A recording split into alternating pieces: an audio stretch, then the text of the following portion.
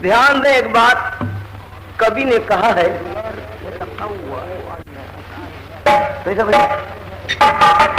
मुड़ता न सीता कभी मोड़ने से, भाव है कि मुड़ता न सीता कभी मोड़ने से, और पिघलता न पाहन भले टूट जाए, लुटाती न जौहर कभी हिंदरानी भले लाखों सरसीन पर छूट जाए।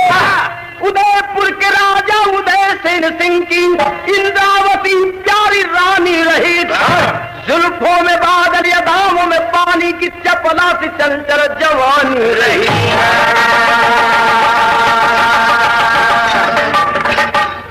उदयपुर के राजा उदय सेन के रानी बड़ी सुंदर है, नाम रख गई इंद्रावती। लेकिन दो लाइन गजल का भाव है, कवि ने कहा है भाई तो जैसे पति और कोमल से मटर जो है बात किसी से का है दरवाजा पत्थर के मकान में, लेकिन तैसे के उसका दहो अभी जब वो सूख जले तो हो जले वो तर्जमे का। एक बात कहूँ सजनी गठियाला चुनरियों में, इस तर्ज हो, लेकिन गाना का भाव बा हाँ जौहर की उठे ज्वाला पानी के तरंगों में, जौहर की उठे ज्वाला पानी के तरंगों में, जौहर की उठे ज्वाला पानी के तरंगों में, अरे जौहर की उठे ज्वाला पानी के तरंगों में, सरस सुमन सरिस लोग समझा के तनी बात के समझ रहा, जरा बोला मत लोग। सुमन मने फूल, सुमन सरिस लागे, सर मने हथियार, सुमन मने फूल, यानी हथियार फूल के समान मालूम पड़ रहा, लेकिन ओकर वक्त होला कब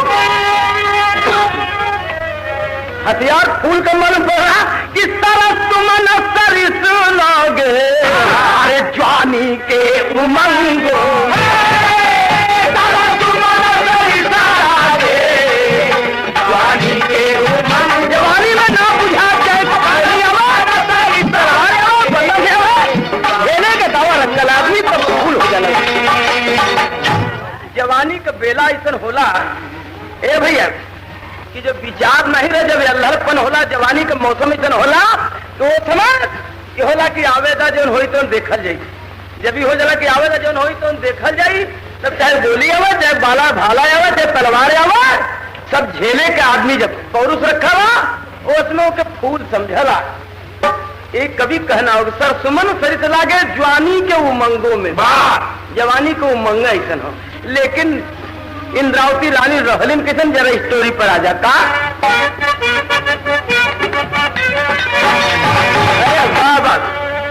इंद्रावती रानी के रूप को वर्णन बा कि सुभर सौ इंदु सम, सौ इंद मतलब सैकड़ों चंद्रमा के समान सुंदरता देवल है, कभी कहना हो कि सुभर सौ इंदु सम सावली सूरत वाली, अरे मधुर मुस्कान, अरे मंद मुस्कान मधुर मोहनी मूरत वाली, वाह वाह वाह वाह, कमर कम सी, कमर कम सीन कली परियनी लुभाया,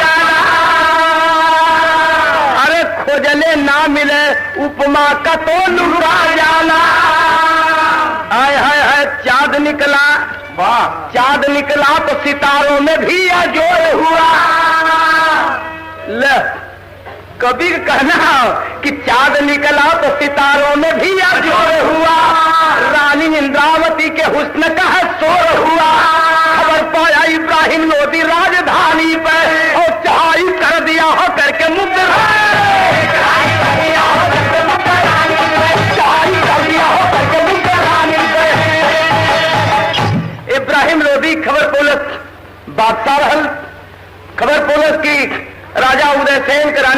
भी बड़ी सुंदर है। कॉलेज के हो सेना सजा के हुस्न का बड़ा पारखी रहल, सेना सजा के पहुंचे और राजा उदयसेन के सरहद पर डेरा डाल दे। अरे लड़के और एक चिट्ठी लिख के भेजा। राजा उदयसेन के पास जब चिट्ठी पहुंच रहे, चिट्ठी खोल के पहले जो चिट्ठी में लिखल का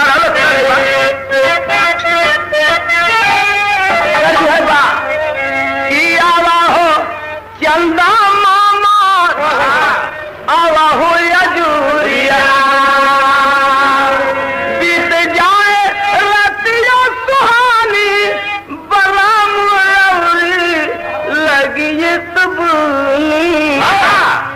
तर्ज है लेकिन चिट्ठिया में का लिखल कि मोहब्बत का प्याला दे दो मोहब्बत के हाथ में।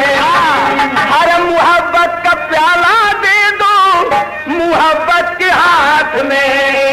झलक छवि की मधुशाला हकाला का बिल आया है दूर।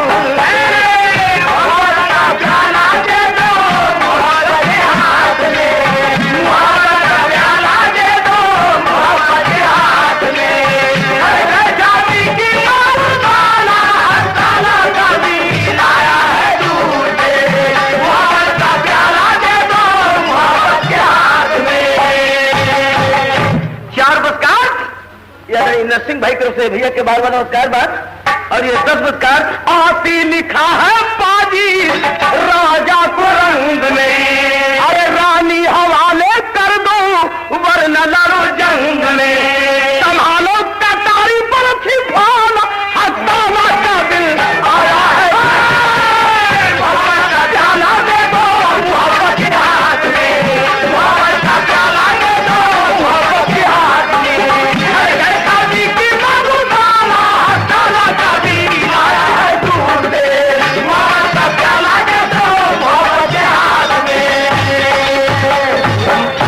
चिट्ठी में लिख रहा कि महाराज बड़ा दूर से आल है, नाम सुन करके आप पर रानी हमारे हवाले कर दो और नहीं तो आके हमसे लड़ाई कैलक।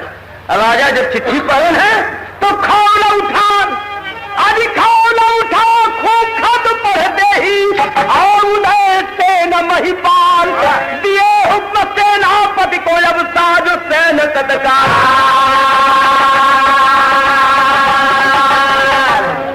राजा उदयसेन चिट्ठी पढ़ के खून खोल उठल और सिपाही से करन सेनापति से करन की तैयारी कैला।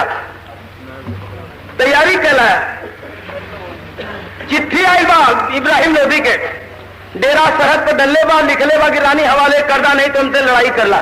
तो रानी तो देव नहीं, लड़ाई चल के करना हो तो तैयार हो जाए। लोग सभी लोग तैयार होते, लेकिन तर्जमा एक होगा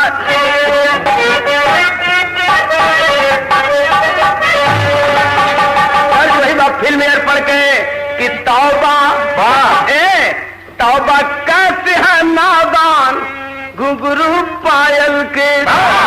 यही तर्ज लेकिन गाना का भावा कि मरे पानी पर पानीदार जुल्म से लड़ना है। मरे पानी पर पानीदार जुल्म से लड़ना है। मरे पानी पर पानीदार जुल्म से लड़ना है। मरे पानी पर पानीदार जुल्म से लड़ना है। पानी बिन जीवन बेकार जुल्म से लड़ना है। पानी बिन जीवन बेकार जुल्म से लड़ना है। पानी बिन जीवन बेकार जुल्म से लड़ना है। अनुपमा कि सीमा पर सौदागर बन आया काफिर मक्का। अरे इज्जत क्या कोई सौदा है? इज्जत क्या कोई सौदा है? जो बिकी है बीजा बाजार सजग हो जाओ मेरे सरदार जुल्म से लड़ना है। दिखा देंगे पानी की धार जुल्म से लड़ना है। दिखा देंगे पानी की धार जुल्म से लड़ना है। दिखा देंगे पानी की धार जुल्म से लड़ना है। पानी के बाद कहलन कि पानी मरे पानी पर पानीदार जुल्म से लड़ना है। पानी बिन जीवन बेकार। कहलन कि सीमा पर सौदागर बन आया काफिर मक्कार। चिट्ठी में सौदा लिखा है कि रानी हवाले कर दो नहीं तो लड़ाई कर लो। तो इज्जत क्या कोई सौदा है? सजग हो जाओ मेरे सरदार, दिखा देंगे पानी की धार। तैयारी कर ला। जब तैयारी करे लगलन है एक तर्ज बदल गई। वाह, कौन सा तर्ज? उबा के दुल्हनी के दुल्हा गए कोयलरी में नौकरी करे। वाह भैया वाह। तो दूसरे रंग का रहा, लवट के तो दूसरे रंग का हो गया। दुल्हनिया कलर की का कैला।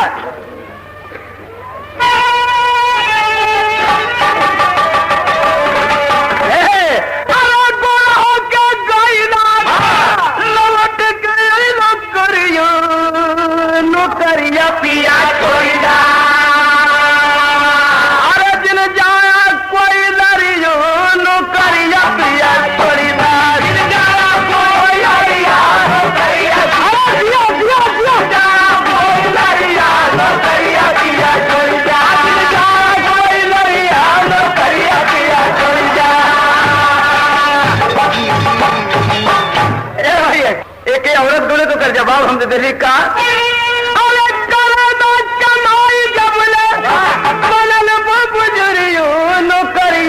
छोड़ावा, अरे जाएगा कोई लड़िया नौकरिया छोड़ावा, जाएगा कोई लड़िया नौकरिया छोड़ावा, जाएगा कोई लड़िया नौकरिया छोड़ावा।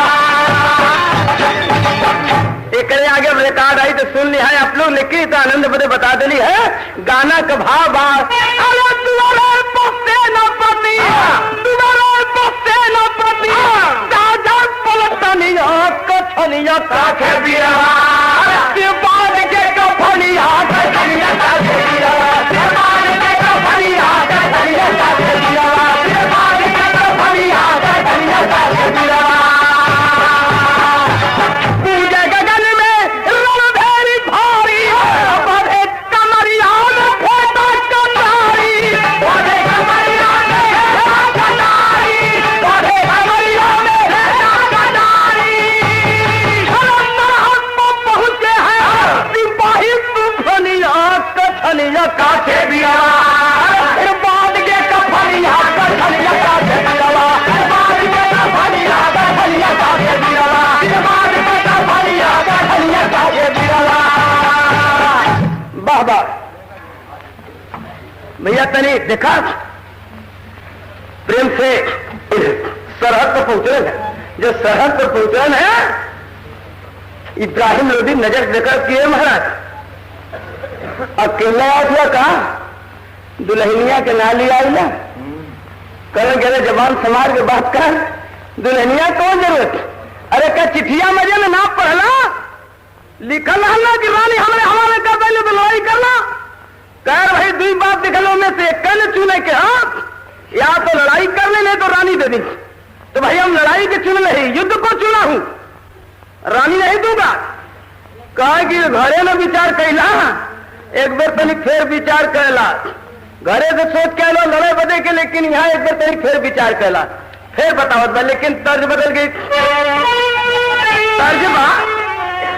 तर्जबा की एक मन सेधु देहात का रहे वाला मेहरारू लिया के चल गया बम्बई। अब बम्बई ले जाके झोपड़ पट्टी में रख लेलन, झोपड़ पट्टी में बम्बई रखलन। 6 महीना बीत गए दुल्हनिया करके करे नीट तमार देहात और तनी सिवान वाल लौकत रहल। यहाँ झोपड़ी में कुछ पता न चला था कि बम्बई कैसन हो।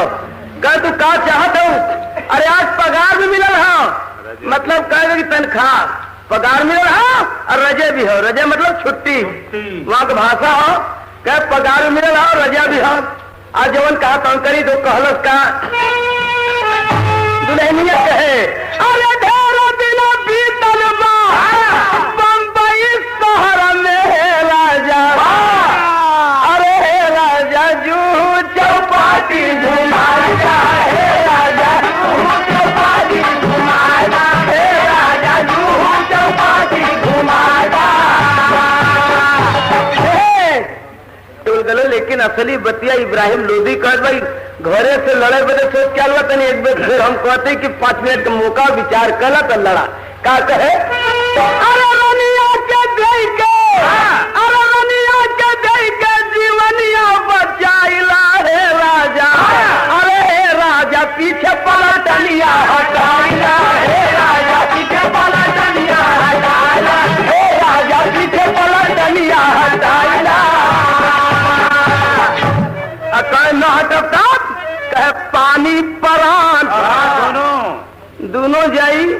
पानी भी जाए या परान भी जाए तो कम से कम एक तो कम से कम बचा ला।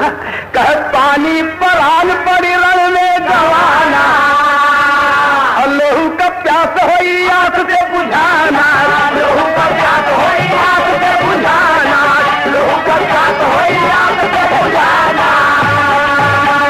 अरे मान के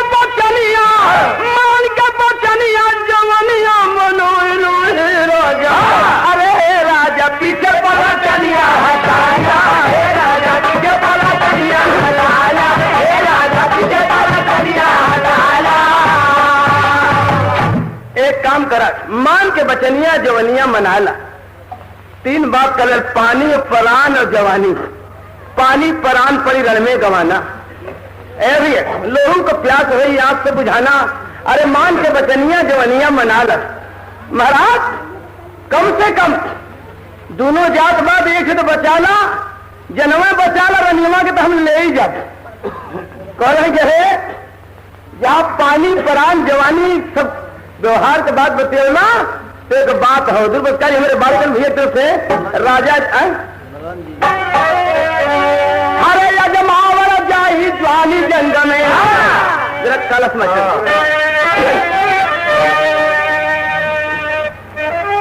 राजा कहे कहा अरे यजमावल जाही ज्वाली जंग में, अरे तेगा तीर तमंचा में के करे बापानी अजमावल जाही ज्वाली, तेगा तीर तमंचा में के करे बापानी अजमावल जाही ज्वाली जंग में, तेगा तीर तमंचा में के करे बापानी अजमावल जाही ज्वाली जंग में। अरे कहे झुका दिया जो जन्नत को वो सी झुकाना क्या जाने, बाहर तब्दील लहू जो यहाँ बहाना क्या जाने। कहलन कि जरा समझ के बात करना, अगर फैसला हो जाई पानी परान जवानी। कहलन तेगा 3 तमंचा में के करे बा पानी। रानी न देख पहले लड़ाई कहला और करे बाद दूसरे बात बतिया। ए भैया इब्राहिम लोधी जम्मू के सरदारों से गिरा सिपाही ने बहादुर लोहू के बौछारों से मिलने में विजय कुल उदय सेन को दिल में हुआ अंदेशा है, एक पत्र सिपाही के जरिए रानी को दिए संदेशा है। जब चौतरफा इब्राहिम लोधी घेर कि महाराज ना मनवा तो लड़ाई का मजा देख ला, लड़ाई के अंजाम देख ला। चारों तरफ से उदय सेन को घेर लिया और जब घेर से घेरा हम पड़ गए हैं, लोग लड़े लगलन है। तो एक सिपाही से उदय सेन कलन के काम करा कि अगर सेना ज्यादा हो हम तो आदमी कम लेके आ ली, लेकिन हमरे रानी के संदेशा जाकर के दे दा। रानी के संदेशा कौन लेके पहुंचे है? सिपाही रानी के पास जो पूछे है, रानी पूछने के मां राजा कैसे हुए? कहे लड़ाई में राजा चौतरफा घिर गए हुए, लड़ रहे अपने स्थान के खातिर, लेकिन आपके लिए एक आदेश होगा।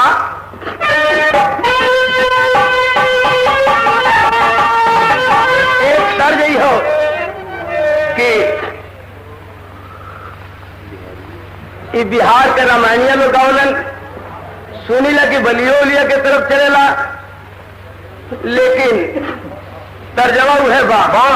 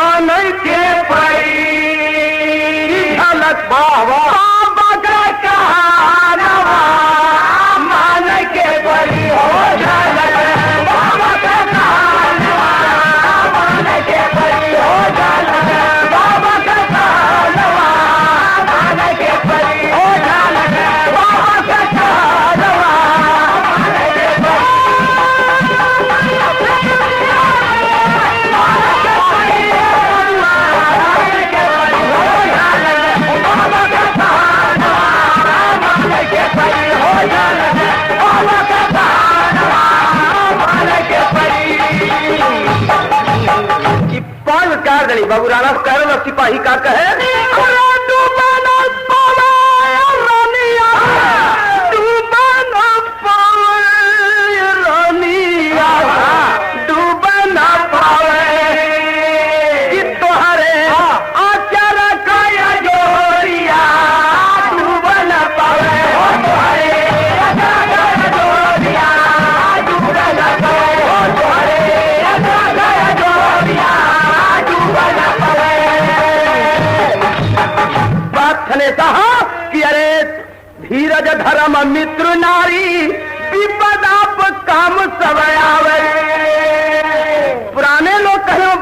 धीरज धर्म मित्र और नारी आपत काल परखिए चारी। तो राजा का संदेशा हो कि धीरज धर्म मित्र नारी विपदा पर काम सब आवे। अरे अभी जान न जान बाकी अगर जान चली जाओ रमी डूब न पावे कि हमारे पुरखर का पगारिया डूब न पावे हमारे पुरखर का पगारिया डूब न पावे हमारे पुरखर का पगारिया डूब न पावे हमारे पुरखर का पगारिया डूब न पावे। बस इतने कहना कि जो उन्हें पानी के खातिर हम लड़ाई में लड़ रही, तब भाई जब ले जान में जान है तब तक लड़त। लेकिन एक बात का ध्यान रहे रानी, आन चल जाओ लड़ाई में तो अपन इज्जत बचाओ कोशिश करा, जो इज्जतिया बदे हम लड़त थी। रानी जब इतना सुननी है, राजा घिर गई और हमरे लिए आदेश दिले कि हमार जान चल जाए तो अपन इज्जत बचा ली। हाँ, तो राजा की अगर जान चल जाए तो कौन इज्जत बचाई, तो इज्जतिया बचाओ कोशिश करा। तो रानी जब इतना सुननी है तो उनके राजा के याद आई है, कहनी कि अब घरे बैठ के कौन इज्जतिया बचाई, जहां हमारा राजा और वहीं हम भी चलब। लेकिन कैसे हो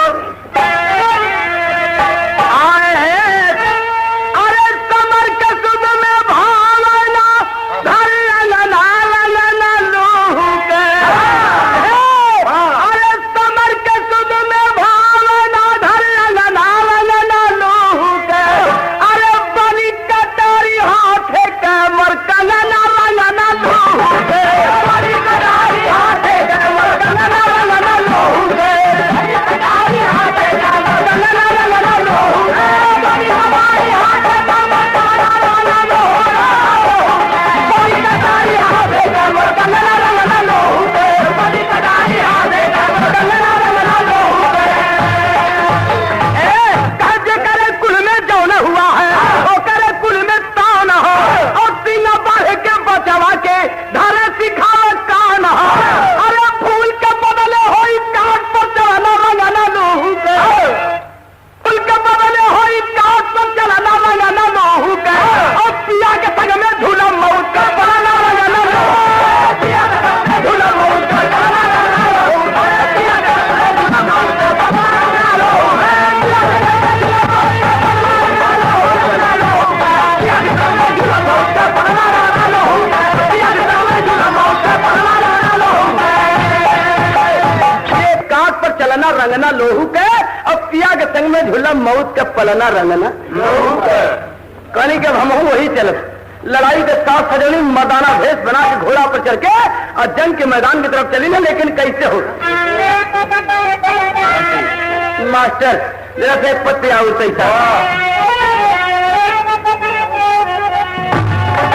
आल्हा का तर्ज बा, एक कहा ना इलाहाबादी आल्हा, लेकिन कैसे अरे जैसे चपला चमका नभ में, और जैसे चपला चमके नभ में, अरे वैसे रण में चमक कटार, जैसे सिंह दहाड़ पन में, वैसे रण में सीरज धार कट कट कट कट देगा बाजे, मसीता में महाचार कट कट सीसा गिरा धारी अरे बहुर के लावा बोछार हुए फिरंगी भोरा नभ में, और घास तो करम काज कान के रहते तान जाई के हजे बहन जाई, जाई के हजे बहन जाई, जाई के हजे बहन जाई। अरे कवरी राजा लड़ बन के ले जोगिया, एक कवरी रनिया लड़ जोगिनिया बनल बा,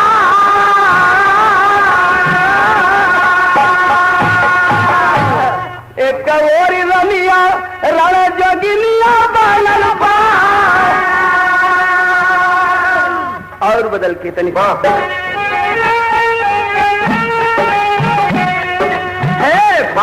अरे मर्दाना का बाना बना के महारानिया, चंदा ऊपर सूरज का ज्योतिया जला, थोड़े से सिपाही पीर उत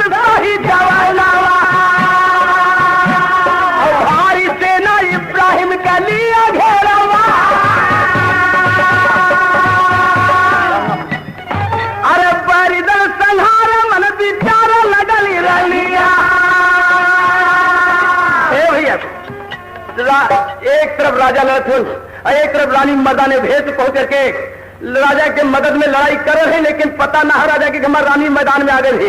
ए भैया, और रानी देख ली राजा के कि चौतरफा इब्राहिम लोधी घेर ले, हाँ अब मार मार के अपने तरफ के सिपाही के और आवाज रह लोग कमजोर पड़ चल जाते, राजा अपने शक्ति भर धुआंधार तलवार चला रहे, लेकिन रानी सोचते इनके साथी लोग तो राय चल जाते, अकेले राजा हमार अगर कहीं संजोग का बात हो लड़ाई के नतीजा कि वीर गति जाई है जाओ कि पिया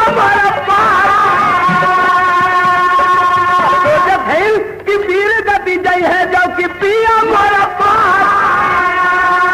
कवन घाट लागी मोरे जीवन कनवरिया हो दुनिया में सीधा कहा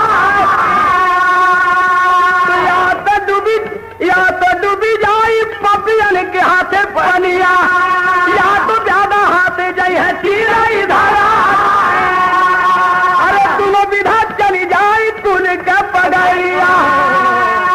कहलीन कि राजा जब मारा जाए तो विधवा हो जाए, अब विधवा हो जाए तो संसार में कुछ बची न, और उसके बाद अकेले जब पड़ जाए या दुश्मन के हाथे पकड़ जाए या दुश्मन के हाथे मारल जाए तो दोनों हाथे बैरी के तलवार खा के मरना भी अपमान हुई, और उनके हाथे पकड़ जाए तब वो अपमान हुई, और हर तरफ से नुकसान दिखा बा फायदा एक में बात है का सुहागिन में बनल रह जाओ, सुहागिन में बनल रह जाओ और इज्जतियों बचल रह जाई। कैसे कि अरे दे दे बजान खंजर राजा हाथे खा,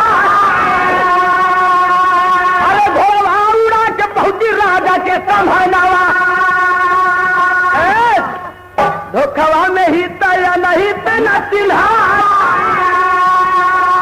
के अपने राजा के हाथे जान दे दे, इज्जत भी बचल है, सुहागिन भी रह जा, और घोड़ा उड़ा के ठीक राजा के सामने उतरली है लड़ाई में, और राजा का तलवार धुआंधार चलत रहल, पहचान नहीं कौन है, अरे चिन्हना नहीं राजा अपने रानी का सूरतिया, धोखा में कस के दिए के लगता रानी गिर गई जमीनिया, सिर का पगड़िया जब गई फेंका, और देख ले राजा अपने रानी का सूरतिया, लिए छाती से लगा,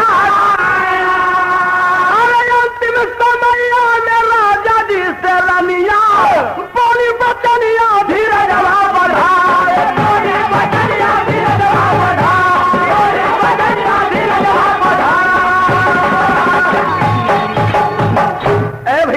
राजा का तलवार जाकर रानी के लगल है गिरगिली जमीन पर, जब गिरगिलिन है और सिर का पगड़ी जब फेंका गई है तब बरोबर राजा का निगाह पड़ल है, पहचान गल, कह कि रानी तू कैसे ही आ गलू, दौड़ करके गोदी में सिर ले लेलन है कि तू कैसे चलू, कहलिन कि आपका संदेशा जब मिलल कि हमार जान चल जाए तो इज्जतिया बचा लिया, जो नहीं इज्जतिया बदे हम लड़त हुई इज्जतिया के बचा लिया, जब इतना सुनली हम तो हमके एक उपाय दिखाई इज्जत बचेगा, और वो आपके सामने है उपाय, रह गई बात कि आप कहना हम कर दे, एक कहना हमारा कर दा, हम दुनिया में आप कहल कर दे, लेकिन एक कहल हमार कर दा, कह का आए है